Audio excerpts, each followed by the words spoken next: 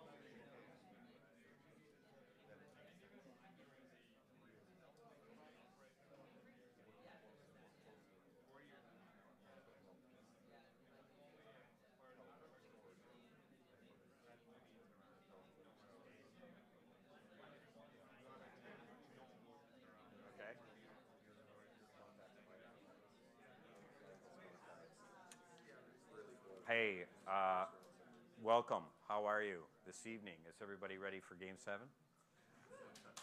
Yes. We had some suggestions. Actually, the conversation started last night after the winning, after the game finished, that perhaps we should adjust the time. So I appreciate everybody who voted and everybody who caught the thread and got here early tonight. So I'm Michael Cayley. I'm the director for Startup Grind for Toronto. And first of all, I'd like to introduce Jennifer Marin, who is what's the official role? Community manager. Practice of MARS. Right. And yes, so our host for this evening. So thank you very much. And she can.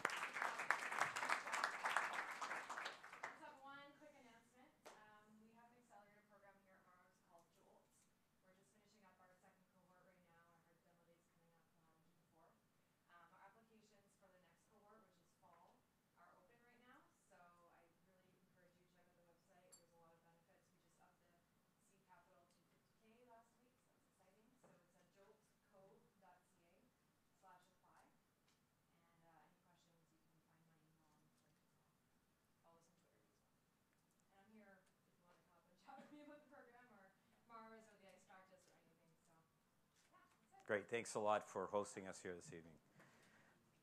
Okay, so I don't know, I see some familiar faces. People have been to Startup Grind before, but I'll give you a quick explanation of it. Startup Grind was founded in Silicon Valley by a guy named Derek Anderson. Basically, he flamed out a startup and he decided to sort of do a post-mortem on what went wrong. It ended up just gathering some fellow entrepreneurs, and they started with a group of about 7 people. Then they decided to get in more knowledgeable entrepreneurs, founders, and investors to kind of help with this sort of post-mortem and providing advice on how they might attack their next startups. And it kind of mushroomed.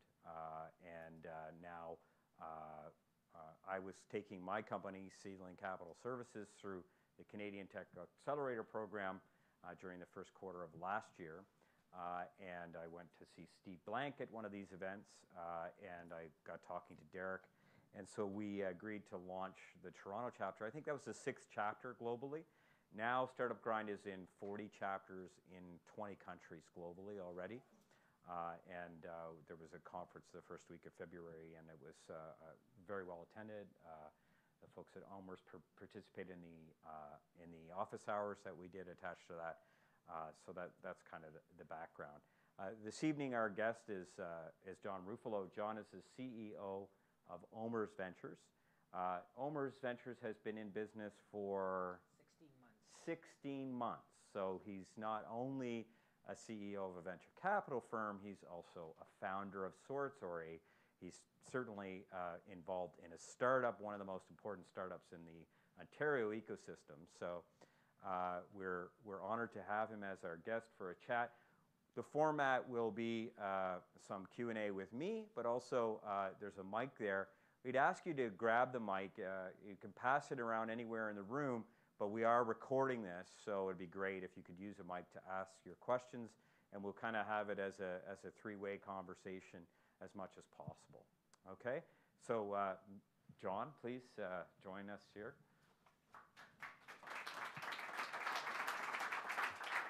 Yeah. Oh, actually, I was going to go. Okay. Thanks, Michael. So your mic's working okay there? It is, but not the chair so the much. The chair. Oh. There we go. Thank you. Thank you very much. Thank you. Great. So thanks a lot. I guess the first time that we met was when I was working with Planet I, and so appreciate keeping the conversation going and staying in touch over the years, and appreciate you coming out. We try to break these chats up into kind of 3 sections. The first section is all about trying to inspire founders, a few war stories. Then we'll try to do an educational piece, talk about sort of what's going on in tech, what kinds of deals that you're interested in these days. And then in the third, we'll try to connect with what are the current issues that are going on in the Ontario ecosystem. But perhaps the first place that we like to start with is the latest war story, or sort of what's top of mind this week with you that would be an interesting kind of insight into, you know, the life of a deal that's going down or a startup that has been an interesting story lately.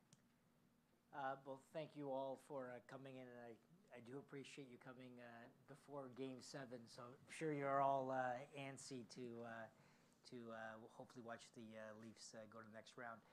So in terms of right now, what's the top of my my to-do list these days is that I can give you some more details. We've pretty much invested our first tranche of capital.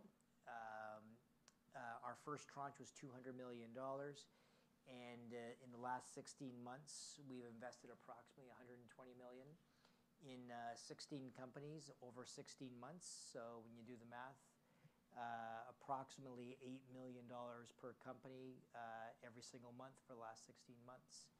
So we've been extremely active. Congratulations. Oh, thank you. And it's been in companies from coast to coast. So the team had it was a fun year, but a very trying year. And just like a startup, we didn't want to pre-scale.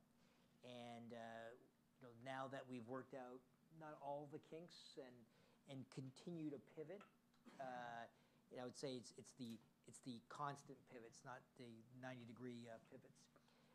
We're doing the exact same thing, so it's kind of interesting. We are a startup trying to fund startups. We are now scaling our people. We now have 13 people on the investing side, which is relatively significant from a venture perspective. And we are looking forward to our next tranche of capital, which we hope to announce soon. Hope to announce soon. Yes. I'll have to pick away at that later. But Yes. let's talk a little bit about your personal journey, Sure. how you got to the role, because it's interesting how OMERS Ventures evolved itself. Yep. And then a little bit about sort of how that, I know you played a senior role at Deloitte ahead of that, and maybe a little bit Sure. about how you got to that role. Sure. So let me give you a little bit of history because it is relevant in terms of what we're trying to do. So OMERS is one of Canada's largest pension plans. In terms of the assets that we manage is approximately $100 billion of assets. On a net equity basis, our members have about a net $60 billion of equity in those assets. So, a significant capital pool. And for the last 15 years or so, OMERS has been involved in the innovation ecosystem by investing in other venture capital firms, whether they be in Canada or around the world. So let's just speak to the Canadian situation first. OMERS, like a lot of other pension funds, was heavily involved in financing many of the VCs over the last 15 years. And in 2008, made a very conscious decision to cease their financing of venture capital firms. There was a couple of reasons for it. The very obvious one, but it was not the full reason, was the very poor returns over the last 10 years in venture, particularly in Canada. But it was a little bit broader than that. When you look at OMERS, and in fact look at the Canadian pension funds, what will surprise you is Canadian pension funds are actually known around the world as being quite innovative. Innovative from the perspective of, if you were to look at a pension fund in the United States, it's very passive. It basically is, in many cases, a government unit, or it had been, and it has very much a civil servant mindset in there. So they tend to be very, very passive. In Canada, by virtue of a series of legislative changes for both tax and regulatory reasons, over the last 20 years, you've seen the Canadian pension funds go from that same very passive, sleepy capital pool to right over to be a very active, aggressive investor. OMERS is the most extreme. from that perspective, and that OMERS today doesn't invest in any funds, whether it be in venture capital, real estate, infrastructure, what have you. And our organization is basically, and it's taken, like I said, 20 years to basically evolve here. We are more of an asset manager. So we look the same, actually, if you were to compare ourselves in the U.S. to a Morgan Stanley, to a Goldman Sachs, from the perspective of investing assets. Thank you. And not only investing the assets of our members, but actually investing the assets of other funds around the world. So using that as a cultural DNA, when we stopped investing in venture firms in 2008, OMERS, though, was very interested in how do you play in the innovation ecosystem. If we're not going to go through VCs, how are we going to do that? It's because we passionately believe in the future of innovation and the future of innovation in this country. So in 2010, what actually happened as we're going through this, we discovered that Europe's largest pension fund, called APG out of the Netherlands, was thinking the exact same thing. So in fact what we did is that we created a joint venture between OMERS and this pension fund, and we called, the acronym was this word called INCEF, right? Investing in the Knowledge Economy of the Future. And did that conversation, there's a pension fund institute associated with the University of Toronto? No, okay, blank. Yeah. All right, go ahead. Yeah, it was actually a serendipitous meeting of the minds. Okay. So OMERS and this pension fund in Netherlands decided to create their own captive venture capital fund in a joint venture basis. So they structured a joint venture and then realized we better have somebody who's going to run this. And OMERS came to see me when I was at Deloitte. In Deloitte, I ran the global technology practice. And they came to me for advice on, now that we have this joint venture, how do we do this? And one of the other issues were, and I'm sure, Michael, you've done the same, is over the last 10 years, financing in Canada in particular has been very challenging. And I would say from 2005 to 2010, I was getting quite upset at the lack of financing capital available and started picking on certain institutions, including the pension funds. And what I got back was, you thought you're so smart? You know, you've been picking on us for the last 5 years. You do it if you're so smart. And you know, my response was, no. I just wanted to criticize you guys. I'm a consultant. Yeah, I didn't want to actually do something. But I mean, I should have said this during your introduction in terms of advocating for both in terms of pension funds, but also on government level. Right. You've been very, very active both at the provincial level and the federal level, and the startup community appreciates that. And that was really the genesis of it. So the one unique opportunity that OMERS guilted me in was, well, first of all, you've been spending so many years suggesting we needed to fix it. We will give you carte blanche. You fix it.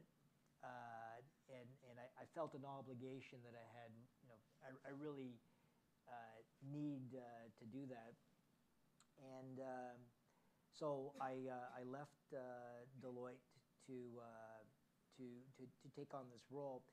The other unique vantage point, though, which has been great for me, is that I've been an advisor for the last 25 years to Canada's entrepreneurs and to venture capital funds.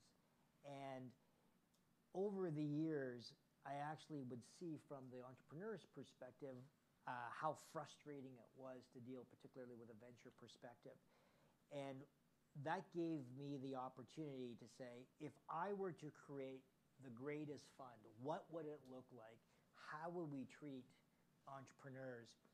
And when I agreed to go to OMERS, I basically said there was 5 conditions.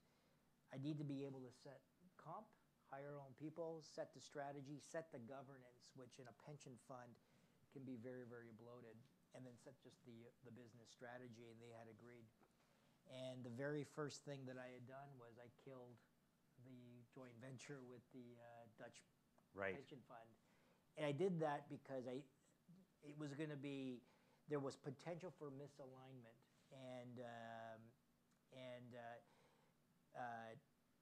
I needed to do that in order to create what I thought was the best possible Right. model. So we actually shelved that. And Did they still do what they're doing? They do, but they do it in a very different Right. way, in that very much isolated to the Netherlands, and as well quite narrow. Right. And not larger bets, where I believe that in Canada, capital was important, but risk-taking was even more important. Right. And being able to drop, a $20 or $30 million check size was way, way too much for Right. the Dutch. And Right. I just figured, let's agree to disagree now. Right. And because in 6 months from now, we're not going to like each other. Right. And so it was a very good parting of the ways. So, how many people are actually founders or have a startup? Okay, so one of the most important things as a founder or the CEO of a new startup is building team. Yep. And Seedling is a company that rates investors in terms of their overall influence, and I'm here to vouch that one of the greatest coups of all time in terms of team building, and I know that you have a great team overall, but Yep. like Howard Gwynn, Yep. And Derek, Yep. and Peter are all within the top 20 of with our Seedling scores, 2,200 investors across the Canadian ecosystem. So how did you score those three folks? Were they the key people? Maybe a little bit about that story of team building. Sure. So let's go back to, there was 5 founding principles of creating this. One of the founding principles was entrepreneurs were our partners. So easy to say. So the question really was, well, how does that manifest itself right into your strategy? And one of them was on the team side. One of the observations that I had was, one of the problems with venture on what I call Venture 1.0, which was from 1995 to 2005, call that 1.0, it was dominated by lawyers, accountants, and bankers. Mm-hmm. And that's cool, and that's kind of part of the evolution. But what it did is, and I include myself obviously in that category, and you're not, I think it's difficult to think you're going to add value and be really empathetic to somebody who's starting up a business when you haven't really ground that out. And we really wanted to staff the team on an entrepreneurial-centric team. So that includes people that were either founders or operators and went through the pain. And everyone had to spend significant time of their career in the Valley, and they had to run all or part of a business. Those were the big criteria. It didn't need to be everybody, but it needed to be that's where the culture went. So that's what would lead me to a Howard, to a Derek. We just actually hired, we're going to be announcing it soon, Canada's most successful 3-time founder entrepreneur who had the greatest exit in Canadian history. They're all starting to come because they're seeing the cultural fit of, I really want to help entrepreneurs. And if you really want to add value, I think I had a hard time when VCs would come to me and say, I of course add value, networks, strategy, and it's like, yeah, but I can't see the difference. And I was having a hard time differentiating it. And until the team truly lived, through this, I thought it'd be impossible for me to really say we were entrepreneurial friendly until you actually had operators in the business. So you have the commitment of this new team member, so therefore I've got a hunch you've already got the commitment for the next tranche from OMERS? Maybe I do, yeah. Okay, so again, if you have any questions, this sort of section is kind of built around getting some stories out of them. But if you have a question, go ahead. I'd be grateful if you would grab a mic just so that we can get the audio.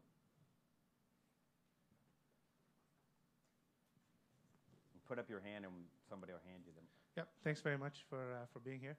I've actually got two questions. So in OMERS, you're talking about like dropping these big checks. So obviously the size of the market has to be sufficient that a company could use $20 million or so.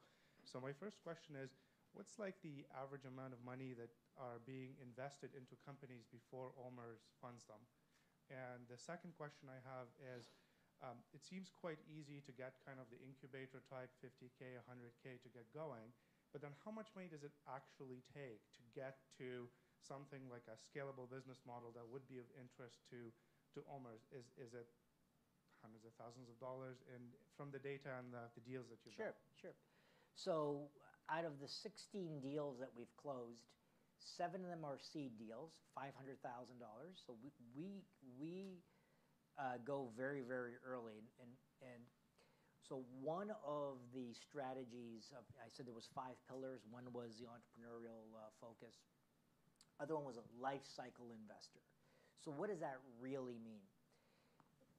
We wanted to be able to either come in very, very early at the seed stage and be uniquely equipped to fund the entire life cycle of that company. So we are a partner for frankly, for as long as we want or as long as they want to have us there. And that means for us to come in very, very early, typically with angels. And we'll typically come in, we tend to like beta, although we have 2 opportunities now it's PowerPoint based. I will say that is an exception because it's a second timer, but call it a beta, 0 revenues. And our very first investment was a company called Wave Accounting. We came in at $500,000, brought in the second investor, Charles River Ventures, did a Series A, and then brought in Social Plus Capital Partnership on the Series B. So we are there every single time advancing our pro rata. Also being a life cycle investor, if there are opportunities at the later stage of the life cycle whereby a company like a Hootsuite or Desire to Learn, where they've got lots of employees, product's great, they're selling a bunch they got a bunch of revenues around the world, but they need that extra jet fuel to really compete on a global basis. We're there as well to hit a very large single check, whether it be $20 million, $30 million. That has been missing in Canada, in my view, frankly, forever. And the strategy was cover the entire life cycle, so right from $500,000 to $30 million. So 7 of our investments have been at seed, starting at $500,000. 5 have been what we call early growth. That's a check of $2 to $10 million. And then later stage, which is a check size, there's 4 of them, over 10. And in fact, that averaged about a $20 million check size. Seats over here, guys. So that was your first part of your question. And your second part of your question is, one bit of a fallacy, I think, is that the time and dollars that it takes to build a product, or at least a beta, has greatly condensed, and you can do it quite cheaply. And this is one of the beauties of having someone like a Jolt here, where you can actually get for $50,000 to a beta stage. 5 and 10 years ago, you couldn't do that. You needed a couple of $1 million to get there. The funds required to build out a business are still substantial, and I think people underestimate that. When I see the total amount of capital required for companies to not only build the product, but look at sales, distribution, marketing, all that sort of stuff, is not that much different than it has been over the last 10 years. And the issue that people are running into is that you can build this beta or get to a product pretty quickly with very, very little capital. The challenge has been finding the partners that can actually take you to your Series A, B, et cetera, far beyond that. So the challenge for a lot of the Canadian entrepreneurs is, even if I get that first angel, et cetera, money, what's very important is, where do I get access to more capital to actually build out the business? And that was going to be my third question. What's your opinion about the Canadian ecosystem here in Ontario for doing that? Because that has been definitely one of the areas for my startup where that's a challenge, is like we got our first bit of money, and how do you get to that? Yeah, it's a problem. If I break it down again to three major buckets: seed, early growth, and later stage. On the seed stuff, is it ever perfect? No. But I'll tell you, over the last 3 years, there has been way more seed sources than I've ever seen in my entire career. Whether it's accelerators like a Jolt, incubators, micro VCs, angels, super angels, it's been great. But then you start move a little bit more, and you start to go in the early growth. There's probably, right across the country, 8 or 10 VC funds that are in the $50 to $100 million range. Call that funds that could actually cut a check between $2 and $10 million. So there's a few more now. The federal government has this $400 million program to give even a little bit more juice on that. Is it good? It's okay. It's better than it was 5 years ago. It's not better than it was 10 years ago. It needs some help. Keep on going now. You go in the later stage, there's 2 in Canada. Us, that can hit a $10 million check, and one other VC firm called Tandem Expansion. That's it. So you got 2 kicks at the can there. So if I'd be looking at this, that later stage capital where you're really trying to compete on a global basis, Canada has a chronic shortage. It's been great for us because when we're competing to win that deal, we're not competing against Canadian capital. We're competing against top-tier U.S. VC capital. Thank you very much. Okay. So a couple of cross-examinations on the point. Sure. There's no doubt that particularly over the last 24 months, there's been an emergence of accelerators, the Jolt program, others like it. But at the same time, the number of startups, because of the lower cost of entry, has exploded. Yes. And our numbers in terms of absolute investments are still like way off of sort of 2000, right? 2001, right? Yeah. So there's a lot to be positive about. We talked about this leading up to it. There's a lot to be positive about in terms of, it ain't as bad as it was, but there's still room for improvement. I guess so. Do you believe that if that a quality startup, or I guess a quality founder, is going to find money in Canada today?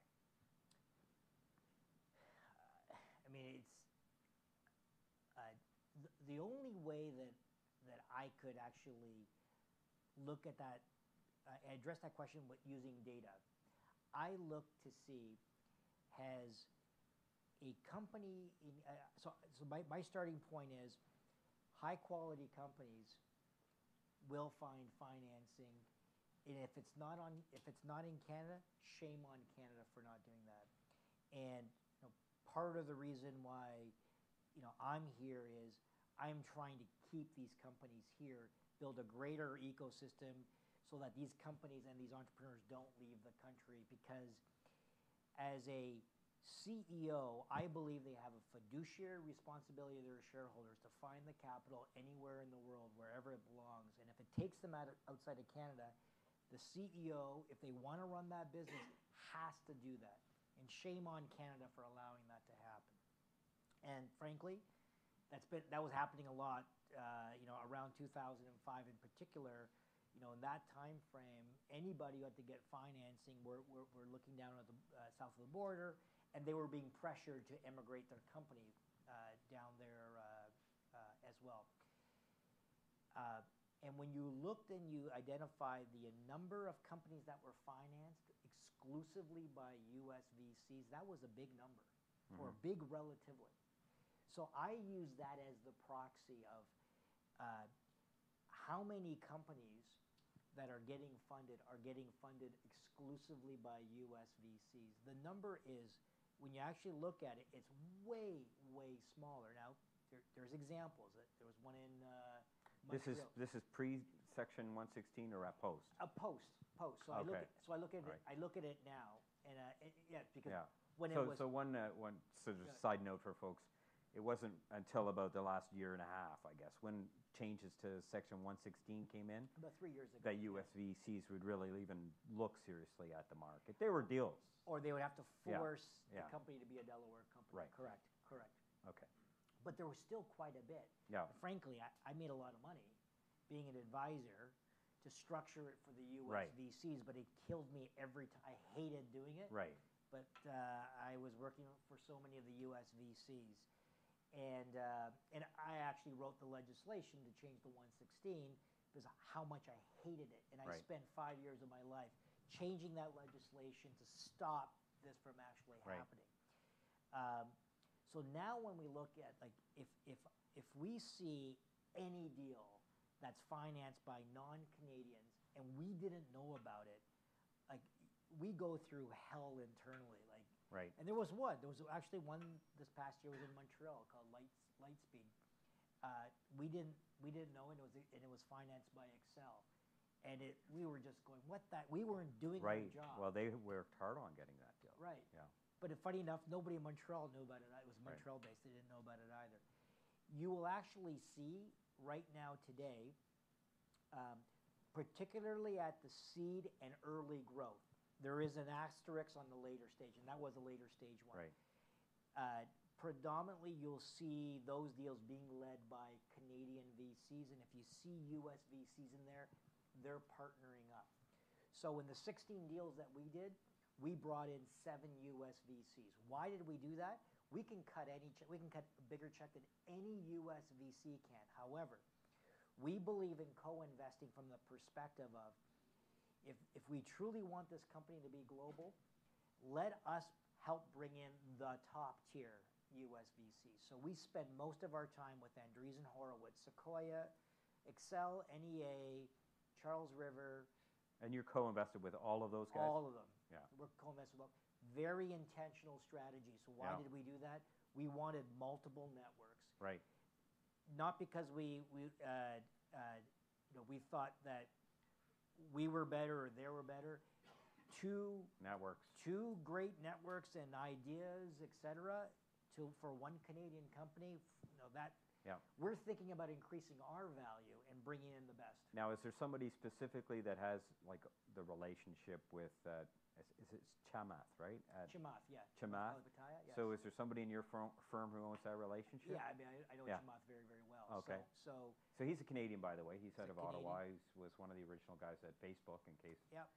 Or an early employee at Facebook. Yeah. Right. So Chamath is crazy, and he's one of the smartest guys out there. So, we use actually their offices in the valley for our offices. Funny enough, so we're very, very close to them. So, what kind of? By the way, again, if you have a question, go ahead. Yeah, go ahead. So, is it? Yeah. Okay. So, in a country with some of the most resilient and profitable financial institutions, why don't we see more interest from those institutions in venture? A, and B, would you want to see more interest and more cash from those sources in the venture market in Canada? And C, any thoughts about, beyond capital sources, other kinds of innovation in the capital space that we ought to want to see in Canada? Sure. So, our view is we always want more capital all the time. More capital raises the general level of innovation. From our selfish perspective, the more capital that comes in, the higher the quality of the population of companies that you actually have to make investments in. So we're big supporters of that.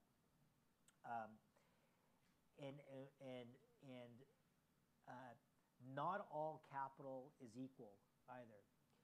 The most expensive capital is venture capital.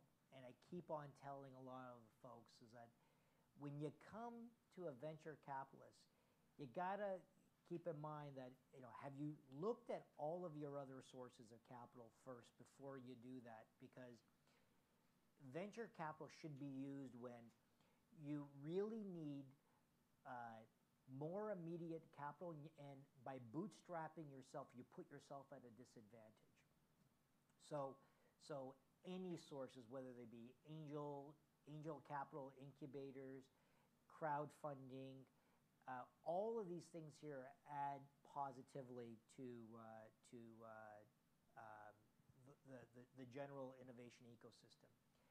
Speaking specifically on venture, one of the issues is there's been a lack of partners or investors in venture capital funds, including OMERS.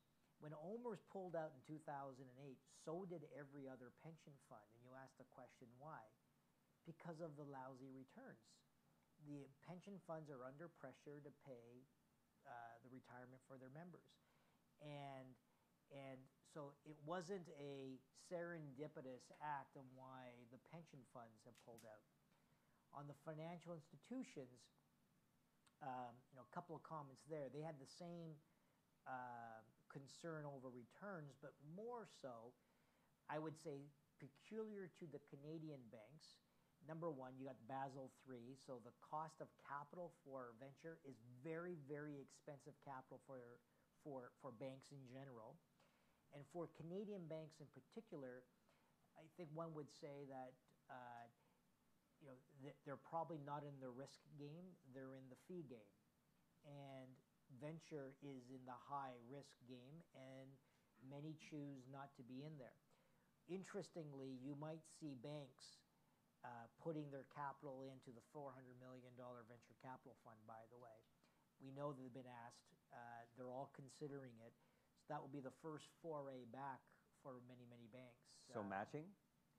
No, they'll put what the government really wanted to do, and I think that they're... Okay, so just a sidebar. Does everybody understand we're talking about a $400 million program that the feds have announced that, although it hasn't hit the street yet, it's like the funding period is a 10-year period or something like that, right? Yeah, I mean, what they're looking to do is the federal government is going to allocate $400 million on some very preferred terms, but they actually want the private sector to put up $800 million.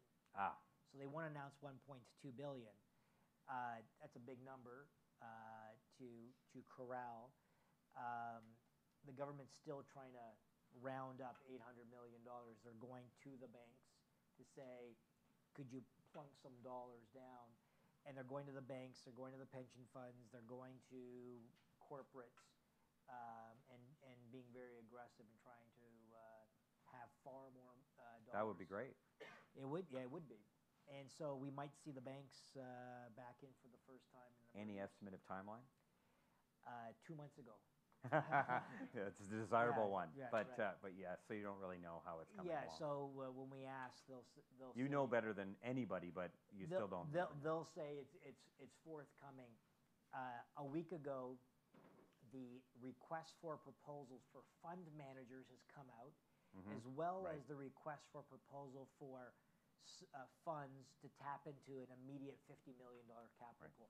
That came out a week ago, but we're still waiting for the $400 million. Actually, I guess $50 million has been earmarked, so $350 million more, plus all the various matching. So let's try to, again, focus on the small check, the startup crowd a little bit. Sure. So for the next tranche, or first of all, if you find a deal today, you're going to do a $500,000 deal? Like if it's a great deal. Not, I mean, you know. Yeah, I mean, we picked, there's no matching the 500. We just said. But you're not, have you done any deals less than 500? No. So if you found a deal at 500, would you still cut checks today, or you have to wait till the next tranche? Oh, no, Right. Oh, absolutely. And what would be, what is there anything on your mind in terms of the overall trends or anything that, it's like, wow, we've got 16 deals. We really should have 3 deals that are kind of give us additional exposure to that.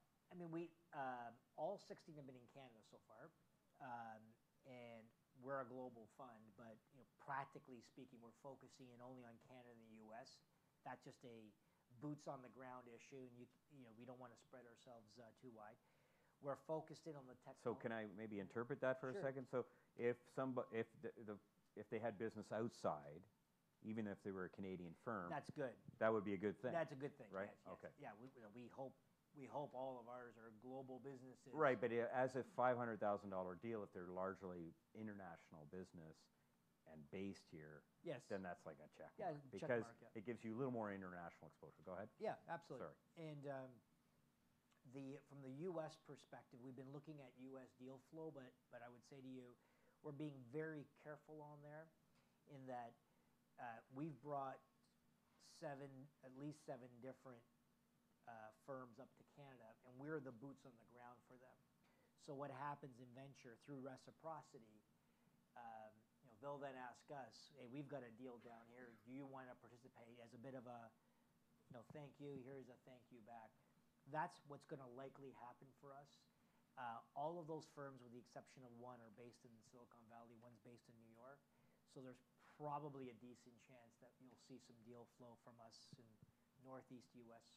Or in the Valley. And it'll probably be a bigger check. It probably will not be seed in the U.S. Right. Because when you're doing seed, we get our hands really, really dirty. Right. We're in there all the time. You can't do that from very, very far away. I mean, you could, but it's very, very difficult. So how many deals a month or a week are you guys looking at?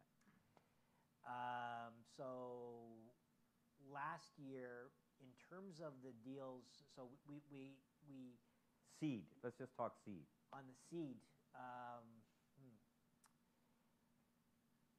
On the seed, in terms of those that we had taken a meeting for, Right. it has been about 300 seed deals in Canada that we took a meeting for. We take a meeting for approximately 10%. So 90% we don't, because it just doesn't hit our filter. Right. We received about 2,500-ish seed Right. deals in Canada, and we saw about 10%, and then in a second meeting, it goes down to about 2%, and we closed approximately, 1/2%. Right. That's sort of the math that So you end up seeing. there's about 600 or 800 clients from Mars that are startups. I'm not sure about the other practices, but ICE, we have 500 active. 500, and I think Communitech is probably talking around 600 or something like Yeah, that. they have 600 today. Right. That's cumulative, correct. Right. So just to give some perspective. That's a good right. proxy. So, Yeah. so KW Toronto accounts for approximately 60% of deal flow in Canada. Okay. So that math pretty much Good. works. And so if you're seeing 300 deals, and we see this through the kinds of startups that are coming for our office hours and these kinds of things, you sort of start to see a certain profile. I mean, the Yes. profile of the location-aware restaurant review site Yes, is like, yes, oh yes. my God, Yes. I mean, but is there something that you see that there's profile of, but you really haven't seen the deal that would fit for you? Whether that be health motivation, or whether that be Yeah. ed tech, or whether that be So one of the areas that we're looking at and we're spending a lot of time in, we're calling it the next generation of UI. And another way to think about it is frictionless data. So, and the best example I can give is LinkedIn. Okay, so if you're on LinkedIn and the contacts are just updated. There's not a data corruption issue. So the data just works, and you just connect with somebody, and you want to send an email to them or what have you. It just works because somebody else is filling in the data. You compare that to a CRM system of the past. So if Right. you had an old Oracle or Siebel system, for those of you who might remember that, brutal, right? Really, really complex implementations. You put in all the data, and then after a month, 60% of the data is crap, right? And you're like, ugh, and then you start not using it. What replaced Siebel? Salesforce comes in. Thin client, on the cloud, super fast to implement. Data, still a problem. Anybody who's on Salesforce, you still got to scrub the data. It's only as good as the data you put in, but it's the best replacement to the old Siebel days. So what's now? It is the ones that the data is just there and it just works. So there's a number of opportunities that we're looking at. It just works. Fitbit, as an example, it just works, right? You wear it, you plug it in, and all the data is just what is in your normal daily work life. You're not inputting things. So whether it's UIs, I'll give you an example of, you've seen Falmic Labs, for example. They're getting, they were at the Y Combinator, using their gesture to do things. Before you had to actually input data, they're doing it on a gesture base.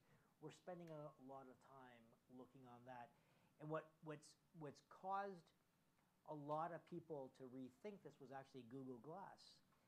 Whether that's going to be successful or not, who knows? And a lot of people are placing bets on it. But really, for the first time, people started thinking of another way to input and extract data other than on your PC, smartphone, tablet. And it just started to change and go, oh my God, there is other ways on how to do this. And what are the more intuitive ways to do that? So you have invested in a number of small funds that are connected to an accelerator, or right? There's a number. I don't know. We only had one. Oh, there's only one. Yeah, there's okay. only one yet. Okay. So out of the 7, how many are flowing from that particular deal gen? It's essentially a deal gen. Yes, zero. Yeah. Okay. Zero right now. Zero right now. And do you think that that's something that you're going? Because when we said we were going to talk a little bit about the presentation that you gave at the Board of Trade, where you talked about the Canadian landscape for funding and highlighted different funding gaps and how each of those should be.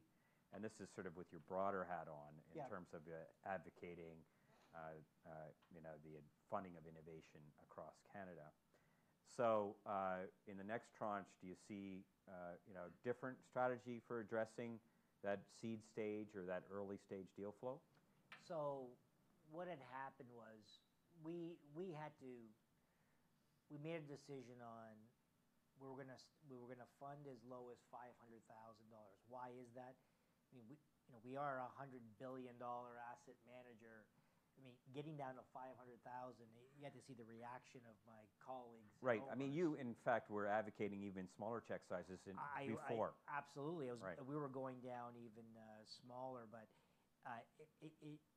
for us to descale even less than that, it was starting to become a challenge. So the idea was use the incubator model like a Jolt, like an Extreme Startups, where under $500,000, when opportunities came in, refer them into those incubators, and we funded one, being Extreme, because that was the first one that was up at the time in Toronto. And what we said is, let's try a first one in our own backyard in Toronto. Extreme was the first one out of the ground, and we'll put some money in there and offload the opportunities.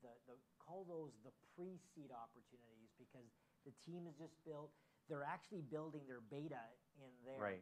We'll put our money in there, and the idea is, as they come out of the accelerator and start to look for their first institutional round of capital, we will be there to start mining the opportunities.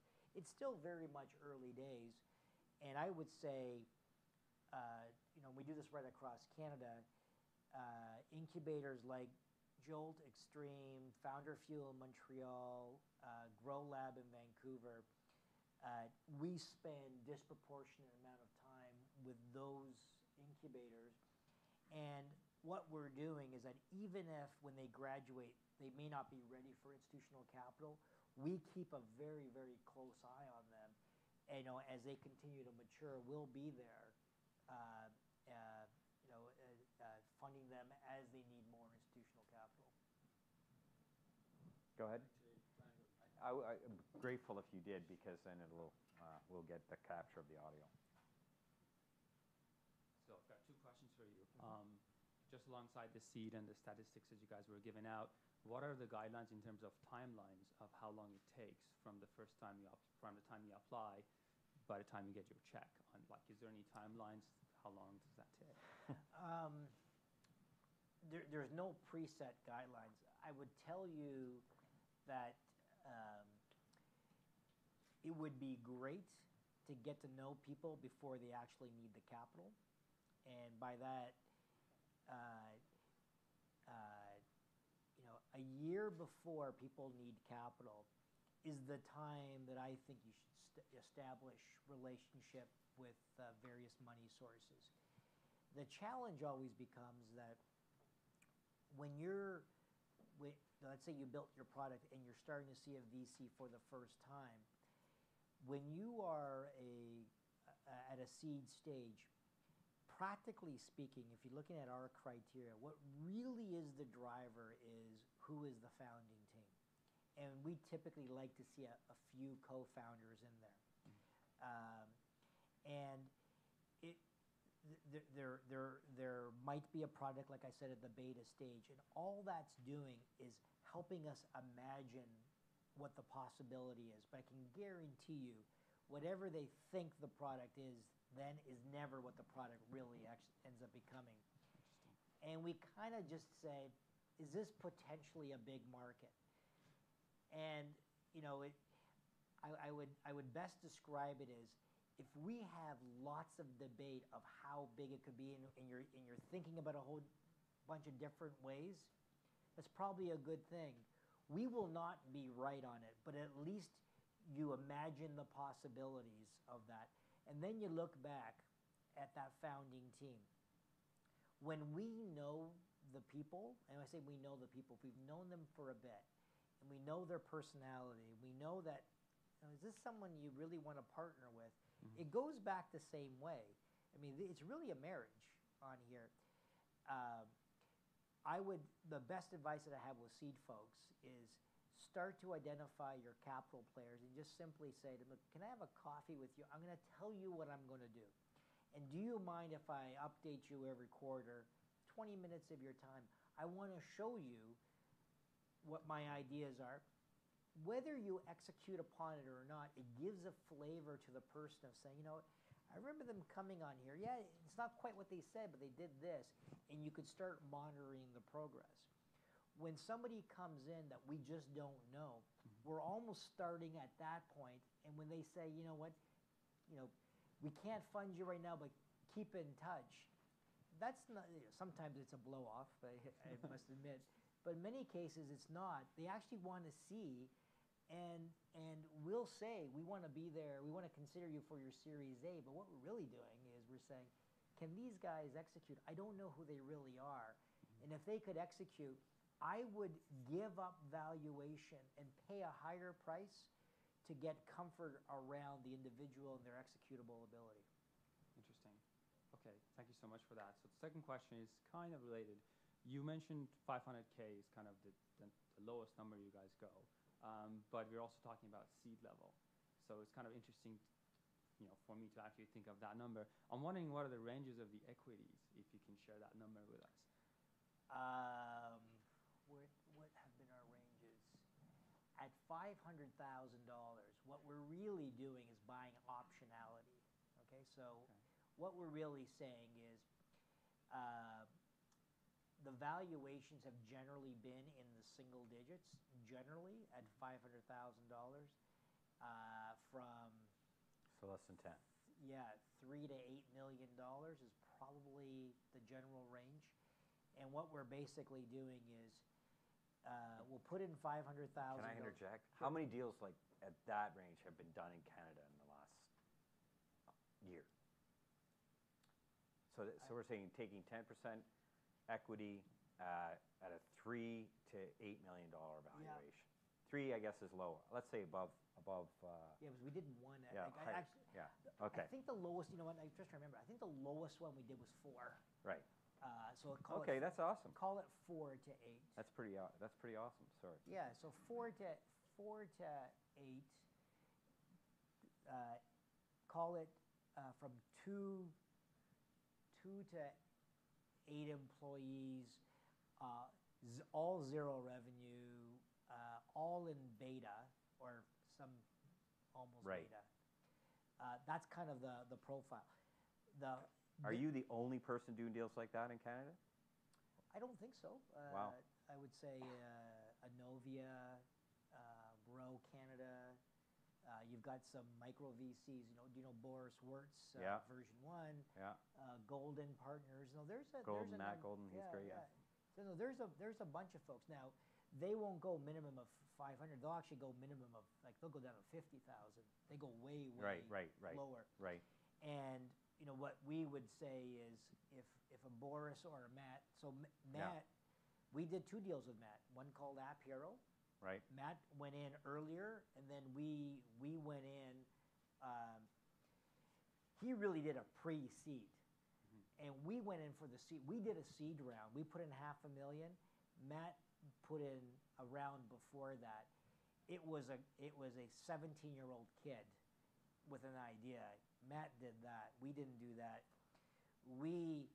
He almost turned 18 by the time we went in there. He couldn't actually. His mother had to sign the deal because he couldn't legally sign it. We had to put her on the board, which is kind of a funny story. If that happened in the U.S., it'd be national news, but we get to hear about it. That's Have awesome. you heard of Jordan Satok, App Hero? That's pretty awesome. Yeah. I had dinner with him last week. Right. Oh, yeah. So it was funny when we finally took him off his mother off the board. We went to celebrate for beers. Went, oh my God, he's not 19. So it was. He's an outlier kid, but no, the one thing that we haven't done, we actually put it in place, but admittedly, we actually didn't do it. We set aside a certain amount of capital to do $250,000 hits of anybody on the team just really, really likes somebody, boom. Just Right. 250. And there are several large firms in the U.S. that do that. Yeah, and we didn't execute upon that, and largely we've been under scale. And like I said, we're doing a deal a month, and the thought of doing more than that would have killed us. So we didn't do that. Maybe we will. But what also started to happen, quite truthfully, is the later stage opportunities. There is some amazing companies out there. Like I said, Hootsuite, a company called Vision Critical. We did Build, Direct, and Desire to Learn. We could not believe the quality of these companies that are out there. And we realized we could actually give $20 and $30 million checks to these folks. And from a pension fund perspective, the risk is mitigated. The upside is not as great, but if you're tripling your money and you're putting a $30 million check, you're making $60 million profit. On a seed deal that you're putting $500,000, you think about it. I do 100x. I'm actually returning less money. So the beauty that we're discovering, having that nice breadth of the portfolio. The way that we're constructing our portfolio is, if we can make some great money on, nothing's a sure bet. This is like the hardest damn thing to do. But we know those companies like a Desire to Learn are not going to go to zero. That gives you some ability to just hit some very high risk bets. And I would say to you, if I'm disappointed at one thing that we didn't do, we didn't fund anything really stupid, and that's a problem. We needed to fund some more whack job ideas that were like a Bitcoin sort of thing. Like, we need to be doing some of that in Canada. That's not what's going on in this country. And Real risk. real risk, and you're almost embarrassed that you did it.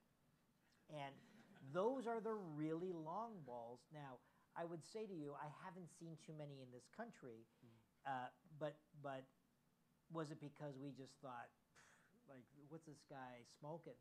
But those are the ones in the U.S. And if you look at Peter Thiel, Elon Musk, there's only very few folks that are doing this in the U.S. But you look at it, when they do it, and they're hitting it huge. Okay, so Thank you so much. yeah, we're almost to game time, so we're going to try to do Right, some yes. rapid, I apologize. some rapid fire yeah. stuff here. Go ahead. You had a question? Just Yes. What role does an advisor play in raising funding? And one of my follow-up questions to that was that we recently were fortunate enough to hook up with a venture capitalist as an advisor. Mhm. Now, does that put us at a disadvantage with other venture capitalists? No, it doesn't. The only thing that I would say is, if somebody gets a financial intermediary, so what's more common, somebody will hire a bank or a capital raising boutique. It's a mistake from the perspective of, it's okay to get help if you feel that you need somebody to help you formulate your strategy, but we just want to talk to the entrepreneur. And if there's something in between there that's shielding us from really, like, this is your business partner, this is your spouse. When you're getting married, you don't have somebody in between there. You really want to find the good and the bad. When there's an intermediate in there, sometimes it can block it, number one.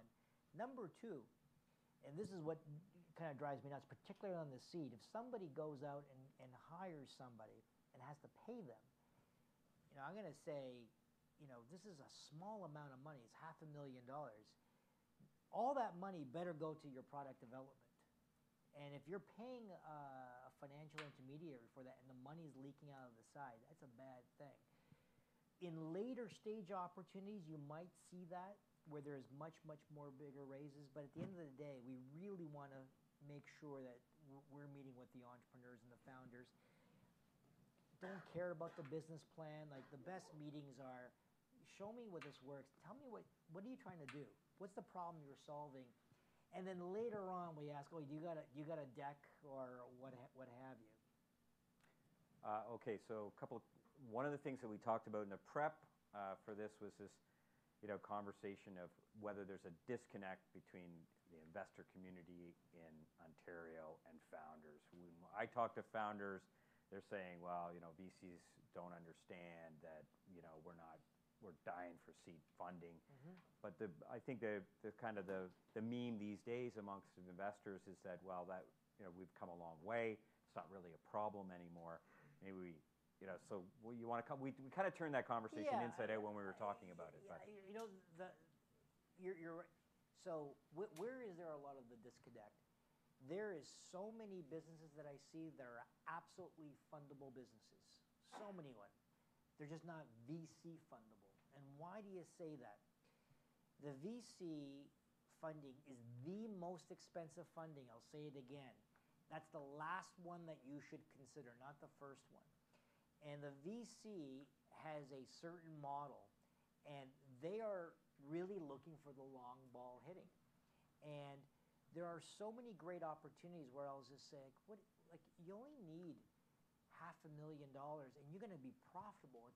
What are you doing? Don't come to us. Go to an angel. Go to a few angels and bootstrap yourself a little bit, and you will keep most of the equity of the business. But it's a very, very fundable business. So in many cases, a VC will say no, but it's no given the VC model. There's also a bunch of no's where the VC is just wrong. And if you really want to know what the strength of a good VC is, someone who's very, very good at pattern recognition. That's what it really is. The difference is that, and what you can't see is, you have, this is your baby and you have this idea, but we happen to see 30 of them. And we're just comparing it. And we just know this one over here is at a way better stage than you are. And yours is great, but we're going to take that one Right. there. These are the disconnects. Right. And it's not a bad idea. Just happens not to be yours, it's going to be Right, funded. and I think that's to translate it out a bit, there's almost two conversations. There's the conversation that says, if you've got a great company, it's going to get funded. And that with changes to Section 116, which allows U.S. investors into the market, and I mean, you're free to move, and the funding environment is improved, is probably the trend. If you've got a great company, it's going to get invested. But then there's a conversation about the ecosystem.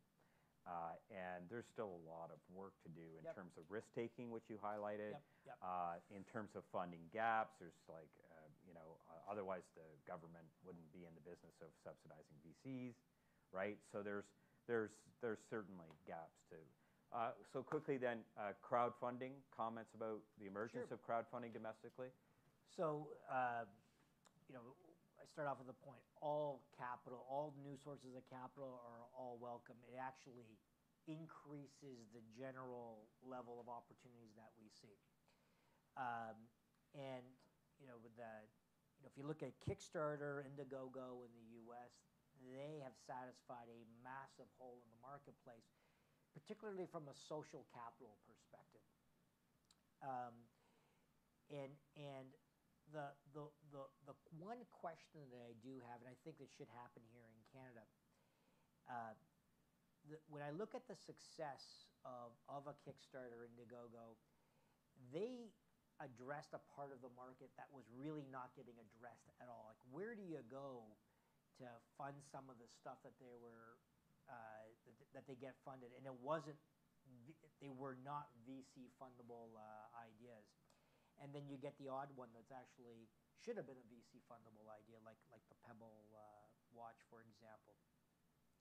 When I look to see crowdfunding, and I look to see where are there big holes in Canada, one of the areas is I look to see the baby boomers, and there's going to be trillions of dollars of businesses that are going to transition.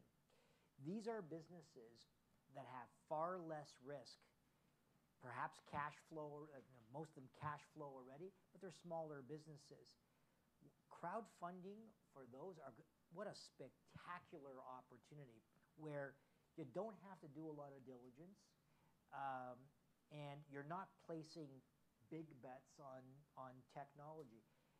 VC investing is already brutal as it is, but I look at crowdfunding and I say, if I want to introduce crowdfunding, where would I place it? I would say there might be better places to make money in this country, and I see the sweet spot. I get a little bit concerned in crowdfunding for VC typical businesses. Why? We sort of had an example, and it's been the labor sponsor venture funds. And part of the challenge there is this is a brutal business. It's very, very hard to pick. And what the government in Canada is particularly afraid of, the people who can least afford to lose that money on the LSIFs actually lost the money. And with such a high-risk asset class, is that a good retail type of product? And crowdfunding is really a retail type of product. And that's the only anxiety that I have in my mind. So the last thing I want to see is that if this is such a great idea and there's lots of losses at the very beginning, does that taint the crowdfunding? Right. And in the U.S., it's quite interesting. You're starting now here. I was just at the Milken conference 2 weeks ago, and I actually heard for the first time somebody go, well, wait a minute. Why aren't we dealing with the succession stuff too? And I was like, oh. Right. So it's starting, I think the discussion is starting to get, crowdfunding could actually apply to a lot of different things, not just VC type of businesses. So, one of the counterpoints on decision making is whether these new models will actually lead to better allocation of capital and so better success rates. But to leave that aside for a second, is that if you're going to talk to your MP, and I've talked to a lot of people about this file, the point that John just raised about the succession for baby boomers is an excellent way to advance the cause of crowdfunding. But anyhow, listen, thank you so much. Thank you. For sharing some moments of inspiration, certainly a lot of education and helping us connect to the issues in the country. Thank you all for coming. Our next event is on June 27th. It's an event focused on female founders and funders. It's going to be at Ryerson University. And we have Michelle Scarborough, who is the head of the National Angel Capital Organization, coming in from Calgary, and Jen Evans, who is a founder who built a business and was acquired. And we have a guest host coming in for that event from Ryerson, so please take note of that. And then Derek always closes these events in Silicon Valley with a challenge to the groups. First of all, we hope that we inspired, we hope that we educated, we hope that we connected you to the issues, but really this all started in order to connect entrepreneurs to each other. So if you leave without having exchanged business cards with somebody in the room and have scheduled a coffee, the event is a failure. And we have a perfect opportunity. We're going to put the first period of the game up here. We have some pizza outside. If you can't meet somebody during that game time, then it's a hopeless cause. But thanks again. Great, thank you. All right. Thank you.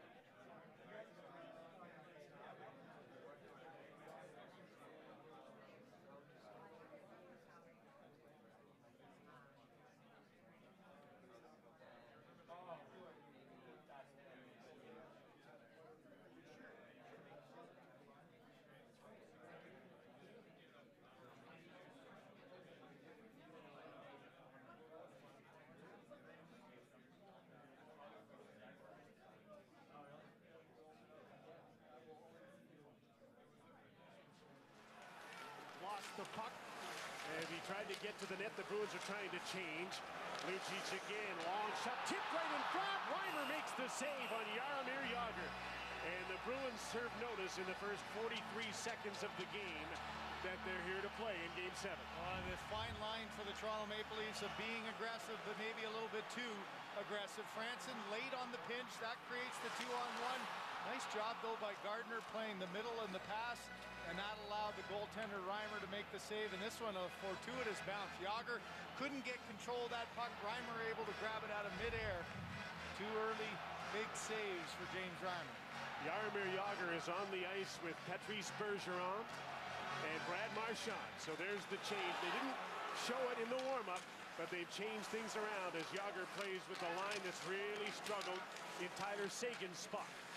And the Bruins have the puck in the attacking zone as Jagr tried to make a pass. It hit a stick. Here's Marchand. Hard pass out front. Reimer's looking for it. So was Patrice Bergeron. Couldn't get a good shot. Matt Bartkowski on the defense with Johnny Boychuk. Held the puck in. Bergeron hooked it out front. Looks like the strategy is to get some pucks on net, a lot of them early. Out to center, Nikolai Kuhlman with Clark MacArthur and Mikhail Grabowski. Dump the puck into the Boston end, but it won't stay there for long. Brad Marchand was chasing it to center. John Michael Lyles settles things down a bit with his partner Ryan O'Byrne as the Leafs change on the fly. Johnny Boychuk. Zdeno Chara. He'll have to play a lot again tonight. Here's Chris Kelly in with his shot. Tyler Seguin is playing with Chris Kelly and Rich Peverley on the third line for the Bruins, so it's been a switch of right wingers. Here's John Michael Lyles. Ryan O'Byrne. And the D-men pass the puck back and forth. James Van Riemsdyk's going to come back and help out. Reimer's leaving the net. There'll be a penalty called here as Nazem Kadri was punching at Rich Peverley at center, and now there's going to be 2 penalties. There's going to be 3. As Peverley and Kadri are going to go off. And I believe it's Kelly who's getting the original one. He's trying to sneak away to the bench right now, not for knowing for sure whether he's got a penalty.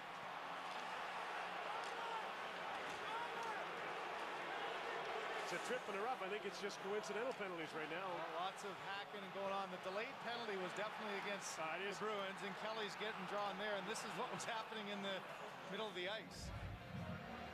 So good emotion here early on, lots of energy, and it's a double minor for Peverley. It's the trip on Peverley and then the roughing with Kadri as he went back at him. So Kelly was just his lobbyist, that's all. So Sean Thornton comes to serve the penalty, and what an opportunity on the road, Game 7, an early power play for the Leafs.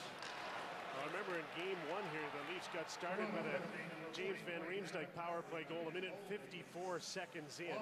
They didn't win that game, but they have an opportunity to force the Bruins to play defensively. And that hasn't happened early in the game. Van Riemsdyk, Kessel, and Lupul. And Kessel gets up from a near disaster against Chara there in the corner. Chara came over to Kessel and took the puck away, and he cleared it down the ice. Well, that's one where Kessel just saw the freight train coming at the last second, heard the footsteps, and bailed out just in time before he got run over. Leon Phaneuf with Cody Franson on the point of the power play. Chara back to get the puck, hammers it around the boards, didn't get it out. Franson kept it in, he took a big hit. Short-handed from Brad Marchand. Phaneuf kept the puck in, back to the blue line. Van Riemsdyk, other side, Cody Franson. Hard into the middle, and a tip by Phaneuf to Kessel. He walks in and shoots, and that's blocked by Johnny Boychuk. To the side of the net, Van Riemsdyk trying to jam the puck in, and can't do it. Lifted in the air, not out. Lupul turns, shoots, stopped by Tuukka Rask. What a wonderful opportunity for Joffrey Lupul, and he was turned back by Tuukka Rask. And now Zdeno Chara just pitchforked Van Riemsdyk to the ice. And they play on. Van Riemsdyk better be careful. He was going to give him a shot on the way out, but Dan O'Halloran letting this game happen. Toronto 4 for 18 on the power play. Typical Game 7. Starts at 100 miles an hour. Where does it go from here? Late stages of a Toronto power play. Oh, Grabowski had to get his head up, and he got hit. But he's been hit a million times in this series. Jake Gardner on the other side. John Michael Lyles fires a shot, and Rask just got a piece of it and sent it wide of the net. Kuhlman in the corner. Clark MacArthur back to Lyles. Can't shoot this time. Here's MacArthur. Penalty's over. Skating back onto the ice is Thornton, who was serving it. The pass comes back to Lyles at the blue line. His slap shot goes off. Rask out of play, and more fencing in front of the net. Well, no shortage of energy in this building for Game 7, and the intensity around the net. Leafs on the power play. Lupul gets one out of midair. All kinds of traffic in front of Tuukka Rask, and watch the clearing attempt knocked down by Lupul, and that one hit off the stick of the defenseman and then the body of Van Riemsdyk, and another close call at the net. I got the best seat in the house though, guys.